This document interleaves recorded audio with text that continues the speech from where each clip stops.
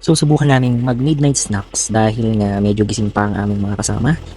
Siyempre, pag magkakasama kayo at inabot kayo ng hating gabi, minsan, hindi natin alam kung ano yung mga napagkakasunduan natin sa pagkain. Minsan, trip natin na kumain ng ganito, ganyan. Kaya may naman ay napag-isipan namin kumain ng mga ganitong klaseng pagkain. Ayan, may pasig kanton pa pero mamaya na namin yung titirahin. Ngayon, ito na. Tikman natin kung anong lasa nitong napakamainit na kanin at meron pang mackerel. Hinanda ang sausage, hinanda ang sardinas, at eto na, kakain na kami. Titikman ko kung ano ba ang lasa nito. Wow, sobrang sarap. Ay, ang sarap ng ganito. Simpleng-simple lang ang buhay. Siya nga pala, yung sausage na to ay binili lang namin sa kanto. Mura lang yan. O, diba? Yung mga alipin natin, sila yung nagluluto, kasabay mo rin silang kumain. Joke lang.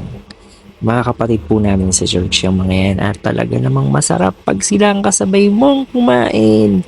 Ikaw, sinong kasabay mong kumain kapag nandiyan ka lang sa bahay? Try mo to. Dapat nga mayroon pa tong itlog kaya lang medyo tinamad na kami magluto kasi nga an oras na rin naman. Ayun. O diba? Sumasayaw-sayaw pa siya sa likod. Yeah. Wow. Ang sarap. Try nyo.